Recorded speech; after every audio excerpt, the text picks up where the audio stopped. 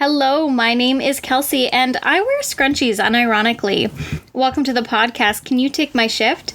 This podcast is about bonding with your coworkers about how much you hate your job.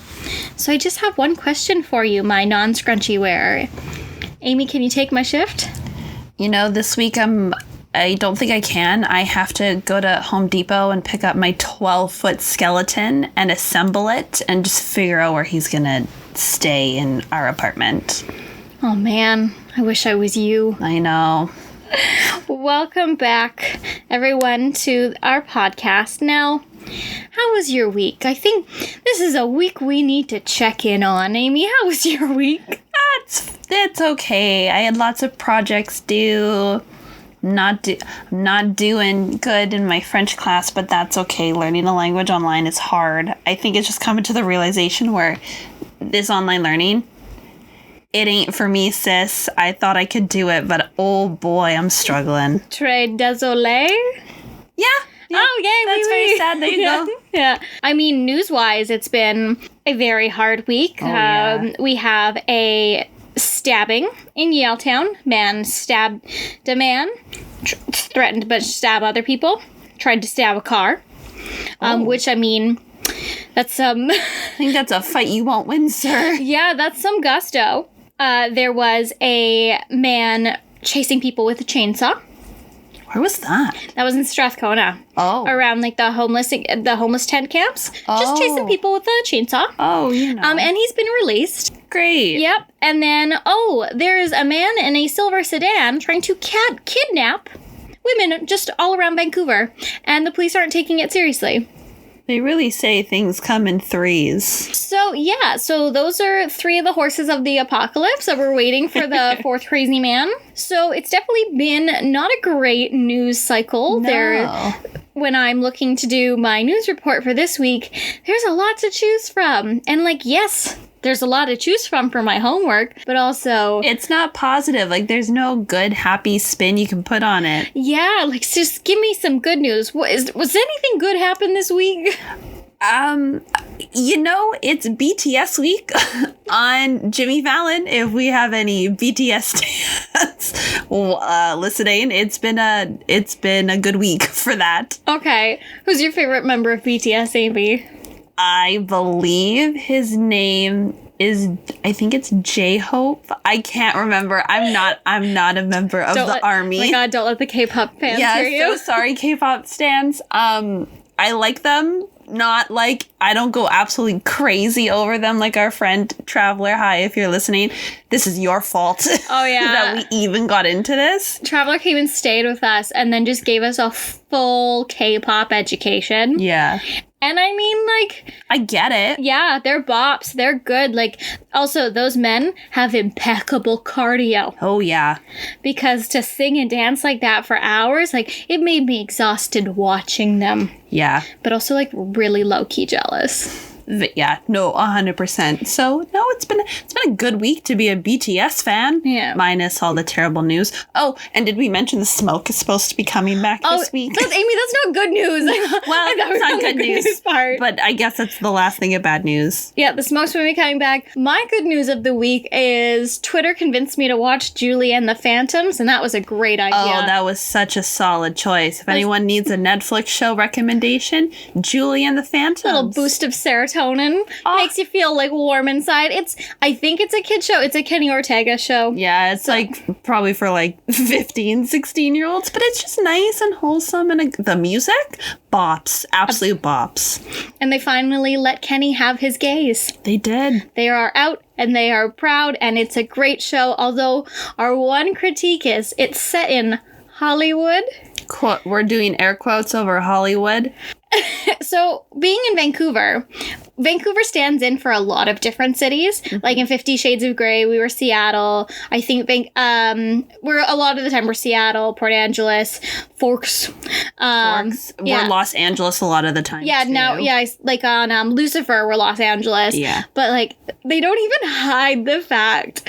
There's Vancouver buses everywhere. There's literally a white cap. You can see, they don't even do a good job of blurring it out. You can see a white cap. Is that the soccer team? Yeah, the white cap. Yeah, the Whitecaps. You can see their advertisement on the bus. They are performing at the Orpheum Theater, not in literally it's the Orpheum downtown. You can see the Dublin Calling across the street on Granville. The Dublin Calling was so bad. And the stars, the Walk of Fame, like we have our little Canadian Walk of Fame stars, but they've just plastered these fake pink stars over them and it looks so bad. Yeah, and they filmed at Kitts Beach, and it's so obvious. And they planted 2 palm trees. Yeah, I guess the show must have been on a really tight budget because they did not try to hide it at all. Yeah. I guess, obviously, if you're not from Vancouver, you probably are yeah, sure, Los Angeles, whatever, budget Hollywood. Yeah. But we're from Vancouver. We've been downtown. We go to Kitts all the time. Everywhere where the show is filmed, we have been. I keep saying, now I'm can we go downtown and take photos in front of all the buildings? And we're oh my God. We can't go downtown. There's a man stabbing cars and people. Okay, well, when that clears up. Trying to kidnap women. Okay. Sorry, another man. Okay, well, when all that clears up and the fog is gone, let's go on a Julie and the Phantoms tour around Vancouver. Absolutely. Sounds good. But now that we've rambled on, our daily dose of ramble today, should we talk about what this episode of the podcast is about? I mean, I guess so. This can't be a whole episode about Julie and the Phantoms. I mean, if you would let me have my boat episode, I'd let you have a whole episode of Julie and the Phantoms. We can discuss this later. But Kelsey, what is this week's episode about? This week's episode is about volunteer work. Now, with all the bad things going on, let's talk about something good. And you know what's good? Volunteering. Giving back. Giving back to your community, helping out those who are less fortunate, and all the things you can do. Plus, it's also the way to get build a resume. When you're younger and you want to get your first job, what do you put on your resume? Now, when I was younger, I was cool, so I babysat. That's it. That's usually most people's first job is babysitting. Yeah. So so you're in school and you ask, how do I get a job? What do I put on my resume? Because you have your high school. I think you can get a job when you're 15 in BC with parental permission and then 16 without, I think. But I don't know if it's different in Alberta. I remember in Alberta, you could get hired at Tim Hortons and a couple other places at 14. A lot of other places waited till you were 15. When I got hired at the coffee shop, you had to be a minimum of 16 years old. Mm-hmm. So I just waited. Yeah, because I remember my first job I worked at the movie theater. They only hired me. Wait, no, I was 15. They weren't allowed to hire any 14-year-olds because there's a lot of rules that come with hiring people who are 14. So they didn't hire anybody younger than 15. Yeah.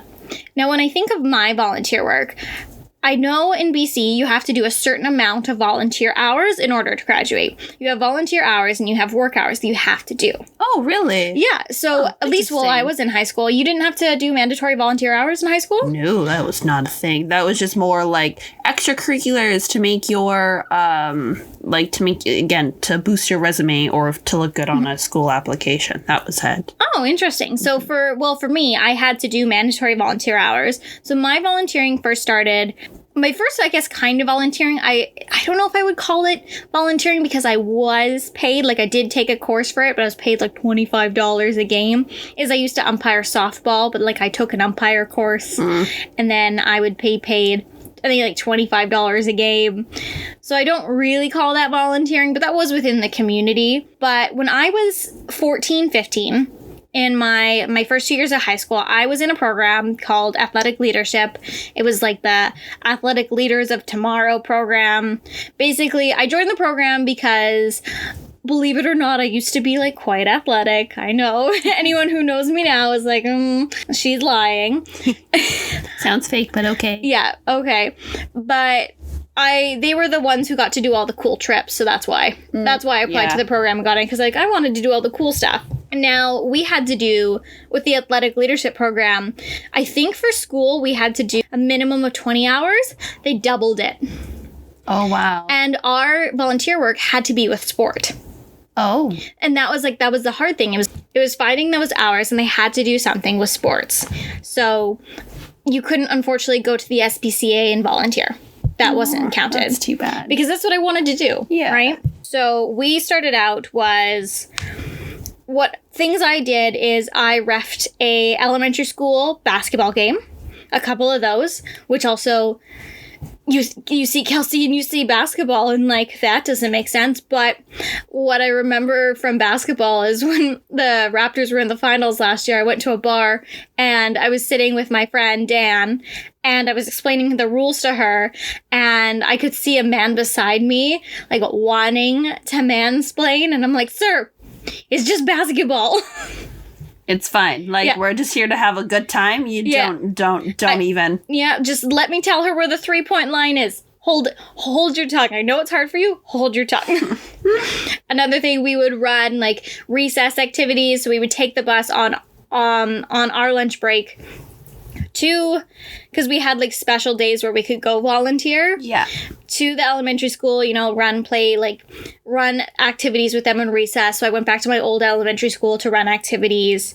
What else did we do? That was only, I wasn't getting my hours. So, like, everybody had something outside, but I was also too in the musical. Mm-hmm. So I didn't have a lot of time. No, you were very busy. Yeah.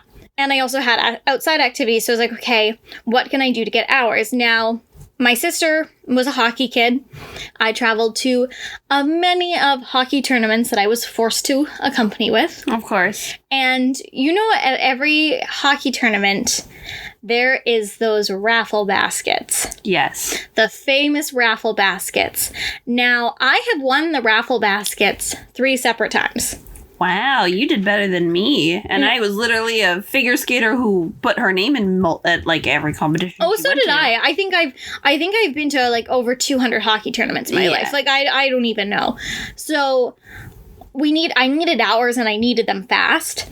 So my mom was like, well, it's part of the hockey tournament. You're volunteering your time. So she talked to the organizers of the tournament and they're like, can she volunteer? Basically take money and hand out the raffle tickets for the baskets. Yeah. Now, I ended up winning one of those baskets and I did not cheat. And I will swear to my grave I did not cheat because the 3 times I won a basket is when I was not there for when they drew it.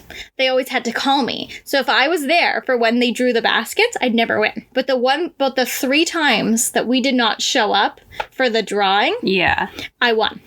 The first time I won, like, a camping chair and a volleyball. The second time I won a dartboard that my mother sold at a different auction because she didn't want me playing darts in her house. Oh, yeah. So I never used that. And then this third time it was like a girly basket full of pink stuff and an Owl City CD. You know what? Good music choice. I like that. I still have that CD in my car. That's the CD. Yeah, I don't even have a CD player. It's just in my car. I love that. That's amazing. So that was how I did volunteer work. But yeah, no, because I wasn't there when they draw it, so I did not cheat. I did not stuff the ballot box. All right. So I was about to be like, are we sure about this? We are sure, because that's not even the basket I wanted to win. Fair. There was a different basket, I think full of Disney stuff, that I had put, like, almost all of my tickets in, and then, like, 1 ticket in the girly box.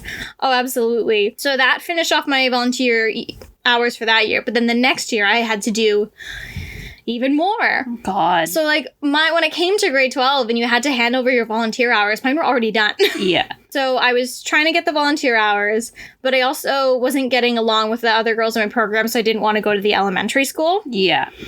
With them because they were just mean and nasty to me. Fair. So my mother worked at a rec center, and this is actually how I got my first job, was handing out skates. Oh. So my sister, her job was, she's the person who, when you're public skating on the ice, you know, she monitors, being like, go in a circle, keep the hockey in one end. So my mom talked to her boss, and he's like, yeah, she can complete her volunteer hours. And it was with sport. I was handing out skates. So I finished all my volunteer hours handing out skates, and he signed off my last one. He's like, you know what? I don't want to hire anyone new. You want to start getting paid for this? So I was like, yes, please. I am already trained. And, like, it's a government job, so it was paying above minimum wage. Absolutely. So that was, like, my very first, like, real job. Like, I actually had to fill out tax forms. Wow, look at you. Pays to know someone in the industry. But, like, volunteering can lead to an actual job. Oh, 100%. So, like, sometimes, you know, sometimes it works out and they like, or sometimes they just exploit you. But they were like, okay, you've done your hours. Now you can start getting paid for it. Mm-hmm. And so that was kind of my volunteer work I did in high school. The last time I volunteered, because I've tried to volunteer with the SPCA multiple times. Yeah. Because we got my dog from the SPCA. His name is Rocky. I'll post a photo of him this week for all who I haven't forced a photo of him down their throats. He's a big fluffy mutt. But every time I go, they're always not accepting new volunteers. And then especially with COVID, a lot of it's changed. And I really love dogs, so I wish I could. But as an adult, I did volunteer for Science World because they do their annual fundraiser every year. And the year I did it was the Science of Cocktails. Oh, that's so fun. Yeah, and they were looking for people in the bar industry to volunteer. So I ended up, because, you know, I have my acting background, I ended up running the interactive booths because I was comfortable speaking to large groups of people. So I ran 2 booths. One booth I ran, it was like the aromatics of gin. So it was literally like, guess the smell. Oh, fun. And then I had to explain it. And then the second booth I ran was the beer goggle booth, where it was like sandbags, but you put those glasses that make you look like you're drunk. And just that one was not as, like, I liked the aromatics one better because I was just talking and having a good time. But I had sandbags just flying at me. So these adults are already drinking, and then now we have these beer goggles on them. God, yeah, I bet you. How many times do you have to yell, like, head? Oh, God, it was terrible. Like, some were just flinging behind them, and I'm like, okay, come on. I love that. But yeah, I didn't volunteer to make any gain out of it. I was just like, oh, that just sounds interesting. And I love Science World. I loved the work Science World does. It was like the highlight of one of my field trips when I was a kid. Mm-hmm. So it didn't do it for any gain. I mean, I got a free ticket to Science World to be used later. And me and my friend, we took her niece. Oh, see, so there you go. As long as it was something you were, like, interested in. Yeah, right? but, like, with volunteering, if it, like... Yes, you can volunteer for personal gain, and I don't look down upon anyone who does. Yeah. Because that's part of life, right? I wouldn't have gotten my first job, you know, and that was personal gain. But then there's also volunteering, or where you don't really get, like... But also, too, you're also gaining a sense of self-satisfaction. Yeah, of I mean, course. I can put it on my resume. Like, all of your volunteer work is more than welcome on your resume. Yeah. But... at this point, none of it's relevant. Yeah. And it's only relevant if it's a part of the industry you're applying to. Exactly. So, you know, if I was applying to a bunch of bartending jobs, that experience would still be relevant. Yeah. But I'm very happy to be out of that industry. No, absolutely. Yeah, I can still make a mean cocktail, but I'm very happy to be out of that industry. Fair. But what about you? I've done not a lot, but like and I haven't done a lot, but they were over a span of a long time, I guess, is like the best way to say it. So my first volunteer experience would have been when I lived with my grandma and grandpa. My grandma used to go to craft sales every 2 to 3 months. Oh, grandmas love a good craft fair. Yeah, grandmas love a craft sale. She'd buy a table and she would sell her quilts and her blankets and baby blankets and pillows. And my grandma loved to make what were called quillos. So it's a quilt pillow. And basically what it is, it's a pillow and then you can you pull out and it turns into a blanket. Oh, yeah, I've seen those. Yeah. So I have one here. That's what I took camping, actually. They're great to bring to like sporting events because you can stick your feet in the little pocket. And my grandma would always sell like, oh, kids can put their toys in the hole. Like, they were great. She made all sorts of ones. Everyone in my family has at least one or two. So I remember at the time, I hated going to them. I absolutely hated going to them. Oh, yeah, they're boring as hell when you're a kid. They're so boring. I would have to wake up at like 6 or 7 a.m. on a Saturday morning, have to load everything into the van. I would have to help unload it. And I'm like 10, 11. And I was a very tiny child, so me having to carry these giant Rubbermaid totes full of quilts that you wouldn't think are that heavy, for a 10-year-old, that's a lot. There's a lot of batting in quilts. Quilts are heavy. They're heavy. And then we would bring like things so we could like decorate the tables and hang blankets over the tables. It was just a lot. So then basically I just remember I would bring my little DVD player and have headphones, and my grandma would just let me hold on to the money, and I would just count the change back for everybody. That was like my only job, was to kind of sit there and look cute to make people want to sell. My grandma every once in a while would turn to me and be like, Amy, you use your blanket all the time, right? And I'd be like, like I'd be wrapped up in one. And of course I am. This is my grandma. She made it for me. But my favorite thing is every once in a while at these craft fairs, I'd make friends with some of the older ladies because they'd be like, oh, it's so nice you're helping your grandma. And so I'd get, if they had like a chocolate, there was a lot of people who sold chocolate, I'd always get candy. That was so great. Or you're scamming the old ladies. I'm so cute. I'm so cute. Yeah. Give me free things. Or I loved going to the Christmas markets because my grandma would give me money to go buy Christmas presents for like my mom, my dad, whoever I wanted. Not a lot of money, like maybe like $30. And I would go around and look at all the booths and see. That was really fun. So I loved doing that. After that, I really didn't do a lot of volunteering in high school. I was so busy with working a job, doing extracurriculars in school and outside of school, and just trying to graduate. I was way too busy. The only volunteering I actually did in high school was through my work back, I think it was 2014? I don't know. It's been a long time. There was a massive flood in High River, Alberta that not completely wiped out the town, but a lot of it was underwater, and it was like dirty, muddy, gross water. Lots of people lost their homes. It was very tragic.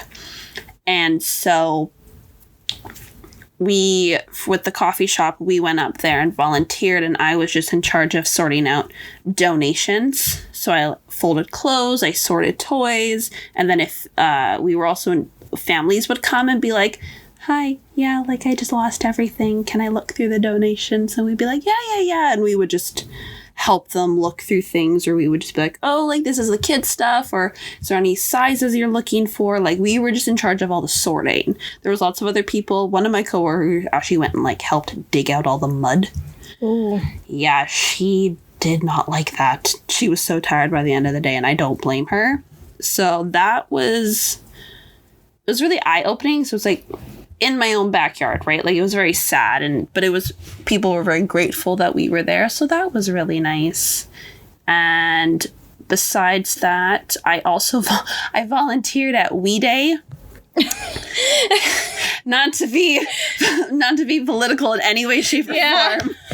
I volunteered at 2 separate We Days with the Free the Children charity.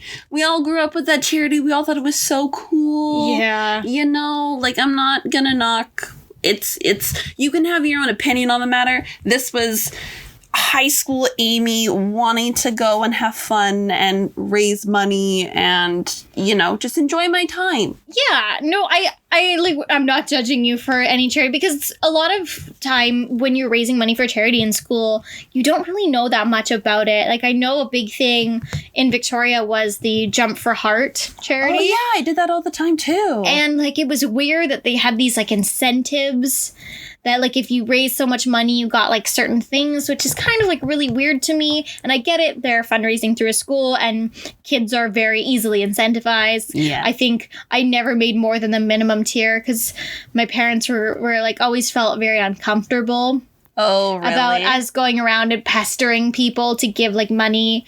Like, you know, when you were a kid on Halloween, you could wear, like, the UNICEF box. Oh, yeah, I loved doing that, too. Wasn't allowed to do that. Oh, I did that all the time. Because it's not that my parents are against fundraising and charity. They're very charitable people. Yes. Just gonna put that out there. They just don't want, like, to use their kids to do it. Yeah, and that's the thing. It's also, too, like, when you think about it, that's kind of a little fucked up, right? Yeah, no, it is strange. Like, I did the UNICEF thing when I did Jump Rope for Heart.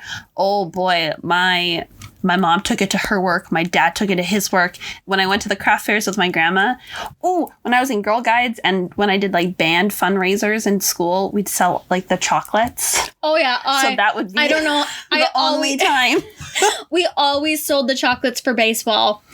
Yeah. They weren't even good. Those chocolates were so for gross. 1 year, they were good. They had these chocolate-covered almonds 1 year, and I peddled the shit out of them because my dad's baseball team loved them, and they were actually good that year. Okay. So we sold so many. So then next year, baseball season comes around. My dad's teams are ready for their chocolate-covered almonds. They changed it to a solid bar, like chocolate bars with almonds. No. And everybody on the team was like, "What's this?" You sold me a false hope.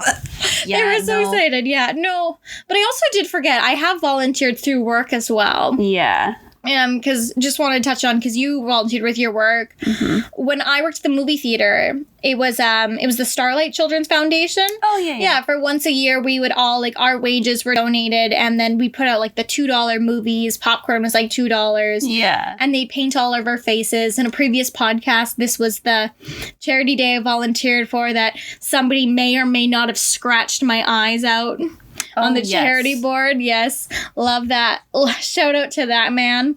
So I did that. And then I also, too, when we worked for the theme park, I went and volunteered with the Make-A-Wish Foundation, because they have this resort in Florida called Give Kids the World. Yeah. And I went and volunteered there, and those kids are all Make-A-Wish kids, and that was really great. And that wasn't looking for any self-satisfaction or looking to get ahead. I'm good at making waffles, and that's what I did. Yeah, no, when I volunteered at We Day, it was really fun. I got to be what was called it sounds so lame. Just say it. It was called a crowd pumper. So basically they would put you in different spots, like every section of the arena was a different school, and you were technically in charge of whatever school that was, but you would just have to stand there and like dance and like get people really excited. Like the first year, because it was the first year We Day was deciding to come to Calgary, and no one knew what it was. So I got a spot like really early on. I was so excited. And we actually had to go and like learn a dance. And I was like, heck yeah, I'm so excited to learn a dance. And we had to like practice like marking it in like the giant arena. And it was really, I got kind of starstruck because Lights was having her like sound check while we were doing this. And I love Lights, like Whatever great Canadian happened to Lights? She's still around. Oh, okay. Yeah, she did a song with some artist. I can't remember the name, but it's a good song. So she was doing like her check, and while we were like dancing, every once in a while she goes, "You guys are doing a great job." And I'm like, "Thank you so much, Lights. I love you." But I was just like really excited. And I think they could tell because they were like, "Okay, now we're going to like split you into groups." And they were like picking people off to go to different sections. And I was one of like the last people. And I was like, am I going to be put like right at the top? Like, I just want to be somewhere where all like the fun is. And they were like, "You like 20 people, we loved your energy, so you're gonna be on the floor." And I was like, absolutely. This is my moment. Yeah, it's my moment. So I'm pretty sure, because they filmed some of it, you could like see me a little bit, and I was like, ooh, look at me go. So I did that 2 years in a row, and it was really fun. Both years I had a lot of fun, met a lot of cool kids, just a good time. And after that, I also helped my aunt teach figure skating to elementary school kids. So my aunt does this program with a bunch of different elementary schools in Calgary where they come for a day and they learn like really basic skating skills, like nothing crazy. Like you learn how to stand up, you learn how to fall down, you learn how to follow a pattern that I will draw on the ice with a magic marker.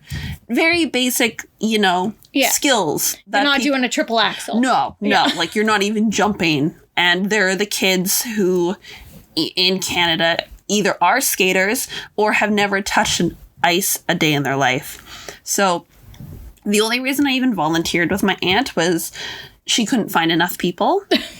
And I can skate. I don't skate anymore, but I can skate. And she's like, "Amy, I need your help. Are you free these days?" And I ended up being free. I was like, "Yeah, I am." And she goes, "I need you to come and help me teach these kids how to skate. Like, we just need an extra body, like, for safety reasons." And I was like, "Okay, sure, no problem." But I don't have skates. I was like, "Can you find me skates? Like, do I need to go buy them now?" And I have a size 10 foot. So that's not easy to find.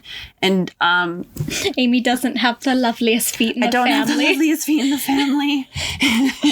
And so there's like an older girl who was my age that also skated with my aunt. And she goes, oh, I'm sure you can just borrow a pair of her skates. I think you guys are the same size. And I thought about it. She was like a little bit taller than me. And so I was like, sure, yeah, we're probably at least the same size. And if not, maybe like a size down, like maybe I could squeeze. I learned a lesson. Don't ever try to squeeze into figure skates. Oh man, I have never been in so much pain in my life. So I get to the rink and I find out, yeah, they're a size like 8.5 skate. So not even half a size, not a full size, 1.5 full sizes. And I was like, I don't think I can do this. And my aunt's like, no, you'll be fine. Don't worry about it. Just like tie them as tight as you can. I think we ended up putting tape around the skates just so they would hold on. And then I had leg warmers to put over top of the skate just in case. And thank God when skating, you can like kind of bubble and like edge yourself around to like push, because that's all I was doing. I was not lifting my feet in any way, shape, or form the whole time. Didn't the arena not have a skate shop with rental skates? No, because it was like a really small community arena, so they didn't really do that kind of stuff. So I had to suffer for multiple hours with very short breaks. Anytime I had a break, I would rip the skates off and just like massage my feet. Like it was so painful. Not only were they cold, they were so sore. But I remember this one child who, I don't know where she is today. She was probably a problematic child because my God, she was problematic on the ice. And so she just, the whole time, she doesn't want to stand up. She didn't want to skate. She didn't want to do anything. She didn't want to stand up. And you know, when you learn to figure skate, you need to learn how to stand up and you need to learn how to fall, because you need to know what it feels like and you need to know how to fall, oddly enough, fall properly so you don't hurt yourself. Like that's the biggest thing. So this girl just didn't want to do anything. And anytime we would try to do an activity, she would just crawl on the ice, or she would just lay on her stomach and swaddle around the ice. And I'd always be like, hey, like, sweetie, like, you need to stand up, or come on, like, look, all your friends are standing up. Like, I don't know why you can't. Like, do you really just want to, like, it's not fun to be on the ice. It's really cold. And all your friends are having fun. Like, we're playing games. Do you not want to do that? She's like, no, I hate skating. I don't ever want to do it. I don't even know why I'm here. And I'm like, okay. So I literally just, like, let her be, because I'm not going to win this argument with a 9-year-old. Like, also, no. you're not paid to deal with that. Like, honestly, as a kid who was forced, I played hockey because I was trying to earn my father's affection. I hated every minute of it. I sat in the corner and did not want to be there. Yeah. But, like, you can't force a kid into doing something that just don't want to do. No, like, I get that it's your school, so there's only so much you can do with that.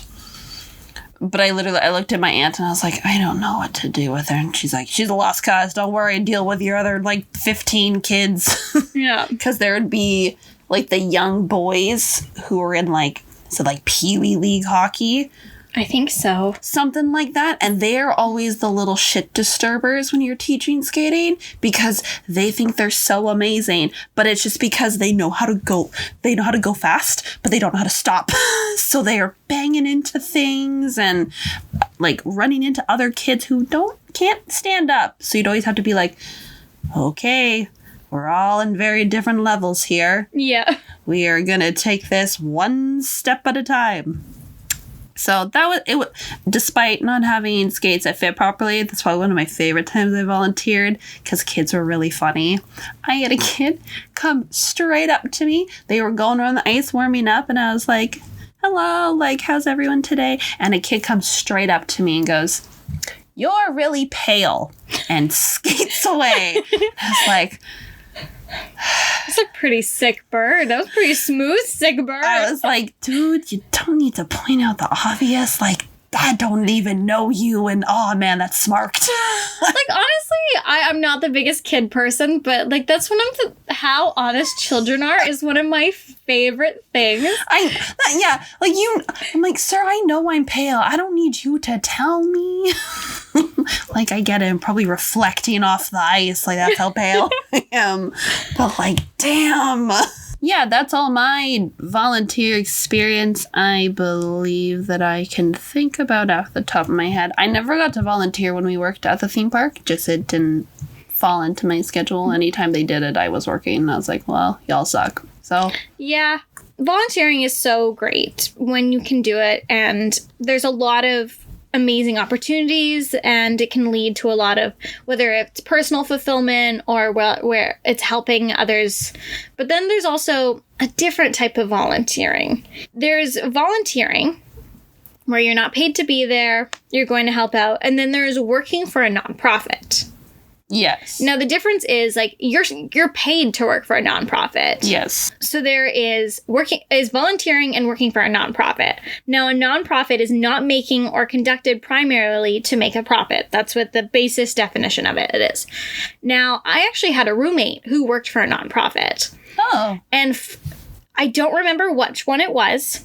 I think it was for the environment, but he was paid quite a lot. He's making more money than me. I think he was paid like $18 an hour. Damn. And then, this was also like 4 years ago. Profit my butt. Like, Exactly. Well, like a nonprofit is, so their CEO isn't making a profit. Like a nonprofit still have to pay their staff. yes. So he would stand on the street corner with a clipboard in like an orange jumpsuit, and I guess gets people to sign up for it. I don't know. It was really weird. Didn't really make much sense what he was doing. But funnily enough, when I was walking to work today and I get off the SkyTrain, there's like 4 people in like yellow vests with the clipboards. And I was like, no one's getting me roped into this. Oh, God. I don't have time for this. Yeah. And I always find those jobs really weird, because I remember one time somebody fully stopped me on the street and they're like, do you have time to talk about the dolphins? And I was like, The dolphins. yeah, it was the dolphins. Now, I like dolphins, but no, I do not have time to talk about the dolphins. I am, like, they always seem to stop me, like, when I'm like, I have to be at work in 5 minutes. Oh, God, yeah. Yeah. And today, they're like, hello, and I was like, hi, as I'm walking away. Hi, so sorry. So sorry. Like, I really love that, like, I always wear my headphones. Half the time there's nothing playing. It's just because I don't want people to talk to me. No, so that's fair. had my headphones and I was like, hi, as I'm pointing at my AirPods. Sorry, I don't speak port. Wow. As these people probably make more than you do. Yeah, just sitting on the street corner. Yeah, they're making $18 an hour to stand on a street corner. But so there is good nonprofits. Like, I follow it's like Shane Burkaw, I think his name is, and he has a nonprofit, which is Laughing at My Nightmare, and I followed that one since like his Tumblr days. Oh, wow. And like there's a lot of really good nonprofits doing a lot of good work, but then also too there's a lot of quote unquote charities and nonprofits that are not as good as they want you to seem. Like, I know one of the worst ones is World Vision. Yeah, there's always so many World Vision people downtown, too. It's ridiculous. Yeah, that one's really bad. The Salvation Army. Yeah, fuck the Salvation Army. They're Yeah. literally the worst. Like, they're always advertising the people to ring the bells at Christmas time, and it's like, no. Because they, and like, some of them are aggressive, like, outside the grocery stores. Yeah. They're like ringing those bells as they stare you down. Yeah. You're like, no, like, my gay ass is not giving you any money. Yeah, you turn away like so many transgender individuals from your homeless shelters all the time. That's not okay. Yeah. You're not a charity. And then in the US, Goodwill is highly exploitative of their workers. In Canada too, or just the US? Do we know? Do we have Goodwill? We have Goodwills in Canada. Yeah, I've been to Goodwill. I've never been to a Goodwill in Canada. Oh, Goodwill here. Oh, okay. I did not know that there was Goodwills in Canada. That is on me. Okay, well, anyway, Canada unknown. Yeah. Fuck American Goodwill. Yeah. Yeah. There's some really bad charities. I know there's one, and I don't know the name of it, but they stand outside my school. So when I used to have to commute to school every day, these little assholes there was a crosswalk you had to take to get to school. Everyone had to take it. There was no other way around unless you were going to go the long way, and no one's going to go the long way. So these assholes would stand right at the other side of the crosswalk, and there'd be 4 of them. 2 of them to go to the big building, 1 of them to be right at the front of the sidewalk, and then 1 of them would stand right by the staircase. And they would, all of us, I just remember, we would all, like, all the students would be waiting to cross, and we just see all these people, and we all just kind of have, like, a silent moment being like, nah, fuck them. Because they're trying to catch you as, like, you're going to school. Mm-hmm. And so every time you cross the street, they'd always be like, hi, do you have a moment? I'm like, sorry, like, I got class. Like, I can't be late to sit here and talk to you right now. Like, that's the last thing I'm going to be doing. Exactly. Now, there's good and if you're fundraising money, there's good and bad ways to go about it. Now, the Girl Guides, they know what they're doing. Oh, yeah. These, especially since, like, that one Girl Guide sold the cookies outside the dispensary, like, the Girl Guides have gotten a lot smarter, and I mean, Girl Guides are cute. It's hard. They're so cute. So cute. They're so cute, and they get you every time. Now, because there's the Girl Guides who stand outside the grocery store. There's the cadets that stand outside the grocery store. Yeah. And then sometimes Walmart will let certain children's organizations sell the Krispy Kremes in the front. Yeah, I see that, and that one weirds me out. The Krispy Kreme fundraiser is always such a weird thing. So I'm like, Kate, there's just these like massive boxes of donuts, and where are you getting them from? Because when we used to sell them back in Calgary, there's no Krispy Kreme in Calgary.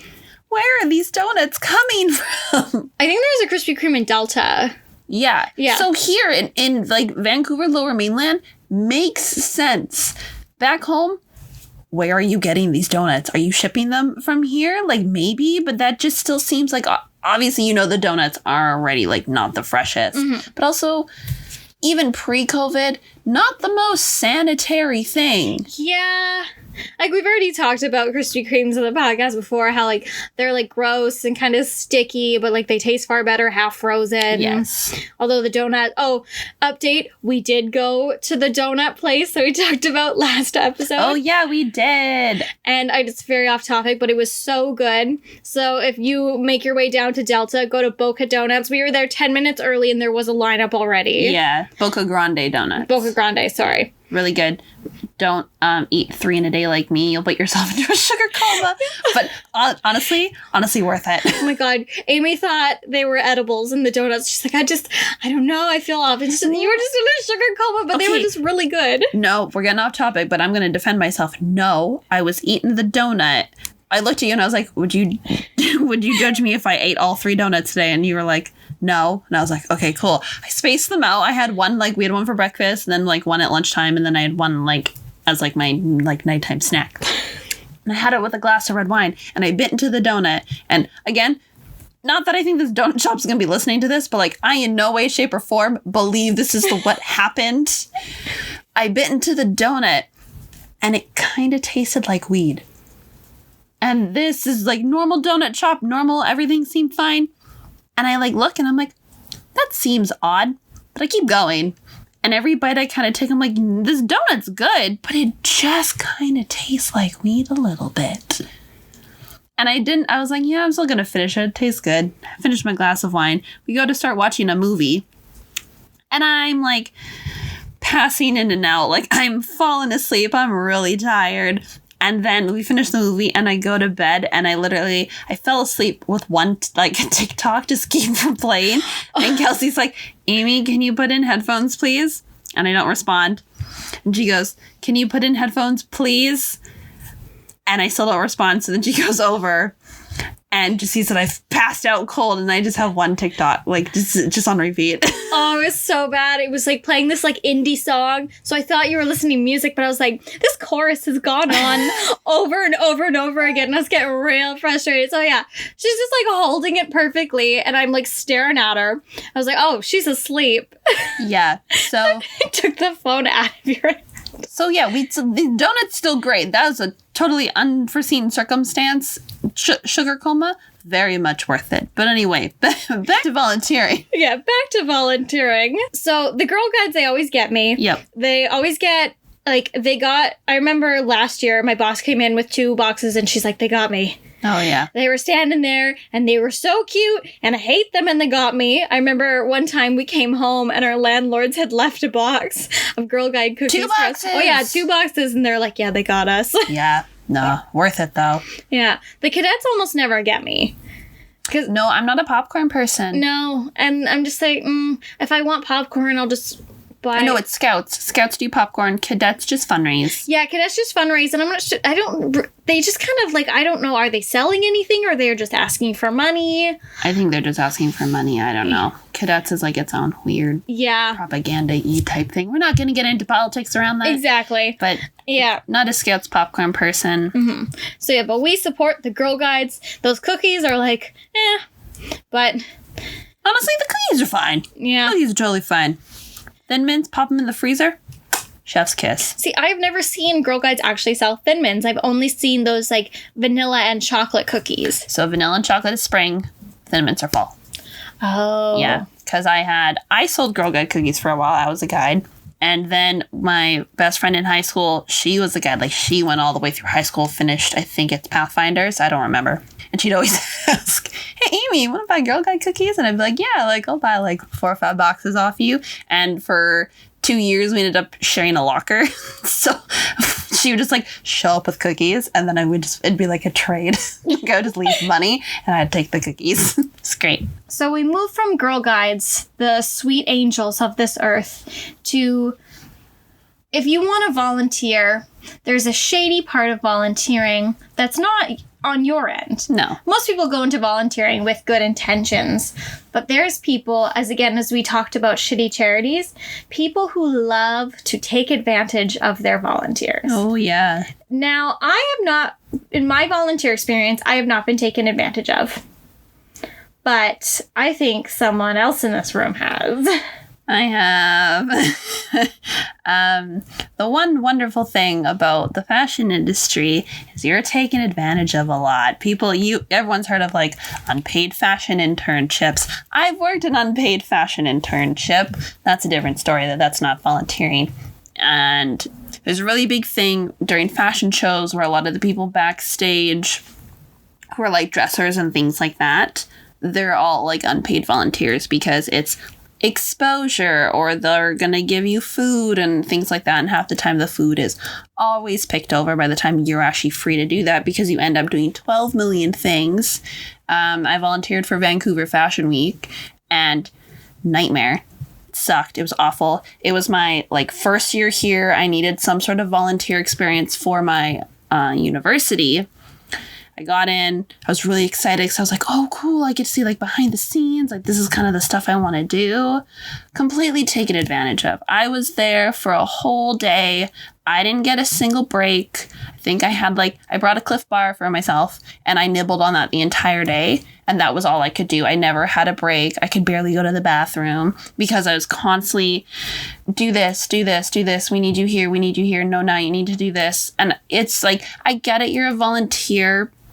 You're not being paid, so obviously you're not going to do the nicest tasks.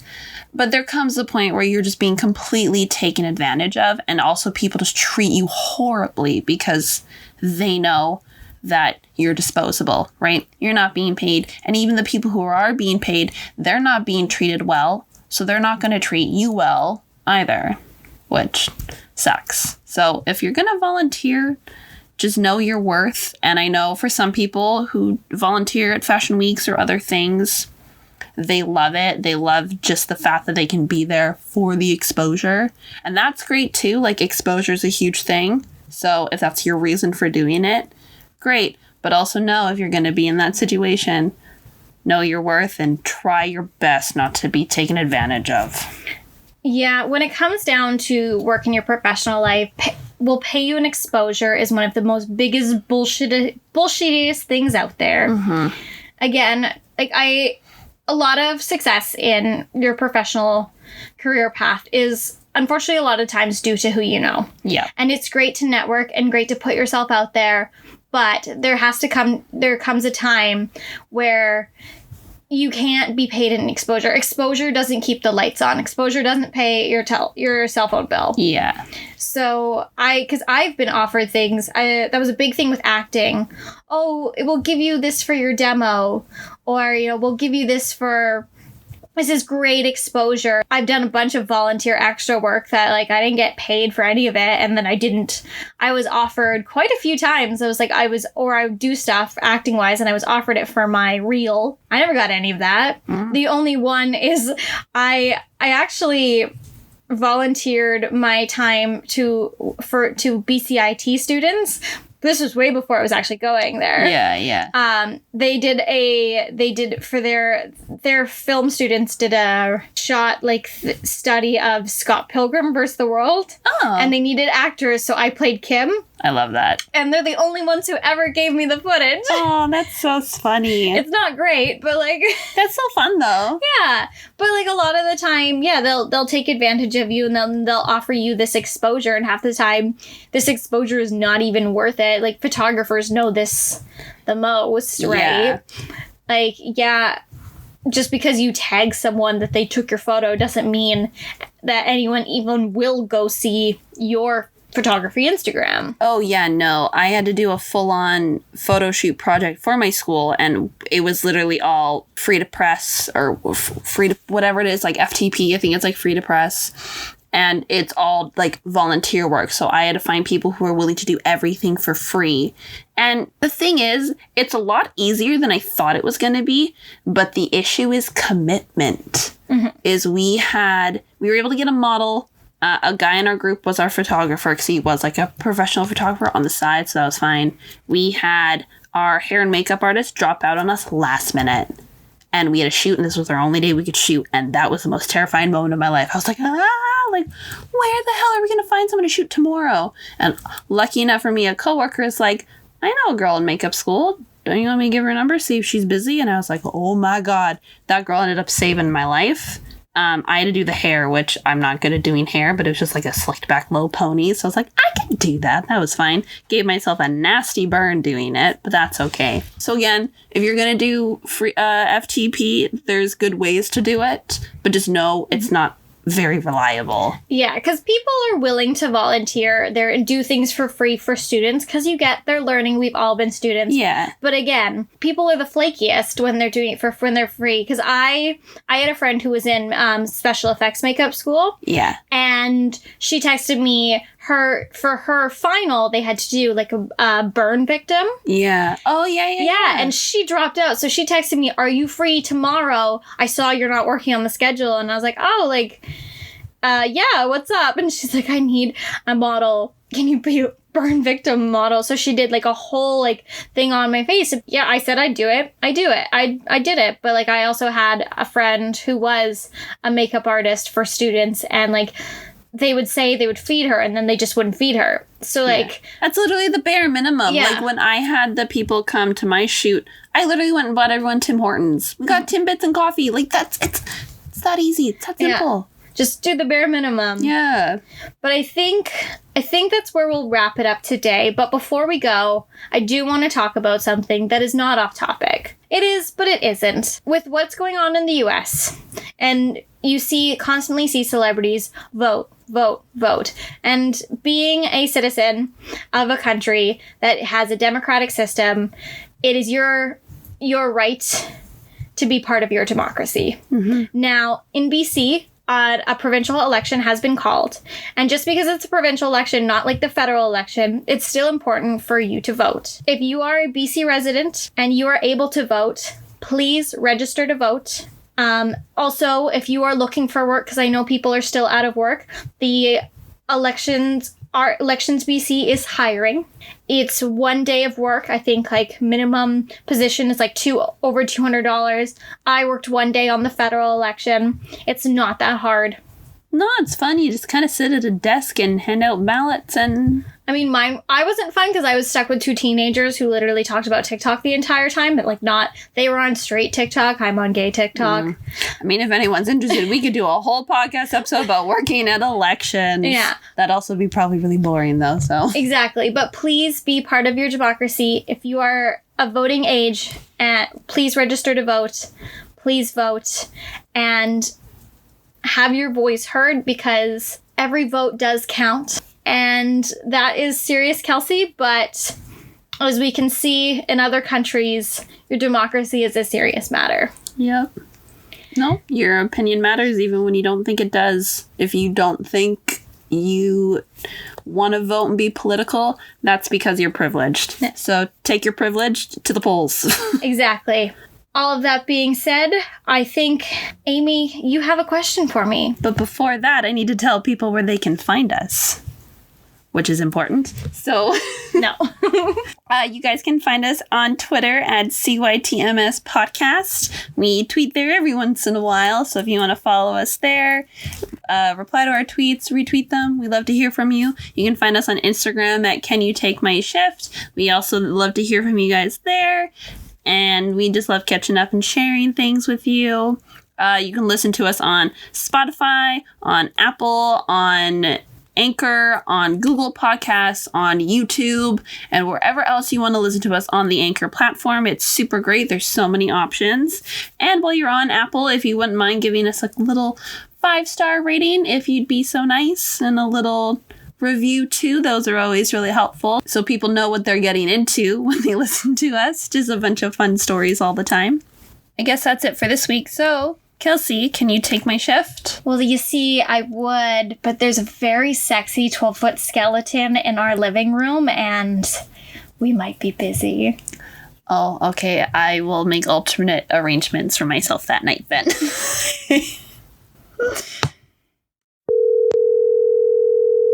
Your call has been forwarded to an automatic voice message system.